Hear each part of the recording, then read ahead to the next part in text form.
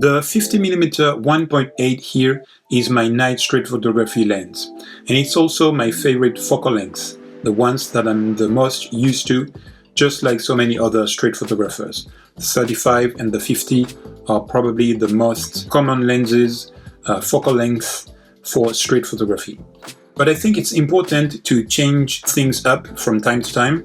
Therefore, I used my 24 to 105 RF zoom lens, which is not very fast. It's a f4 to f7.1 for a street photography, a night street photography session this time. And everything you're going to see in this video was taken handheld, even at a slow shutter speed. To experience was to take wider scenes, to put more in the frame. That was my goal. Now let's roll the film, and I'll see you at the end to tell you more about my experience shooting with the 24mm focal length.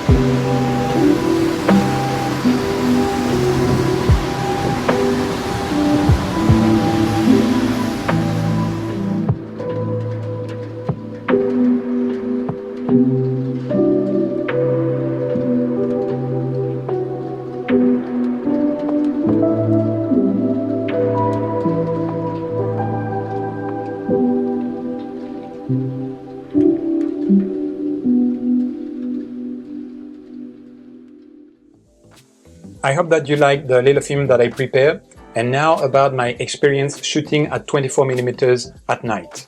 First of all, I'm pretty impressed with this combination, the 24 to 105mm and the camera. Knowing that it's not a fast lens and that it opens only at f4, I'm quite impressed with what that combination produced in terms of image quality. Of course, I removed the noise in post-production in Photoshop, but all the images I took were usable, so that's a bonus. My goal shooting at 24 was to include more in my frame. I'm usually shooting single subjects or sometimes even details, but this time I really wanted to shoot wide scenes and put more information, more subjects, and overall just take wider shots and more actions and things happening in my photographs. And I think I managed to do that to a certain degree, as those examples show.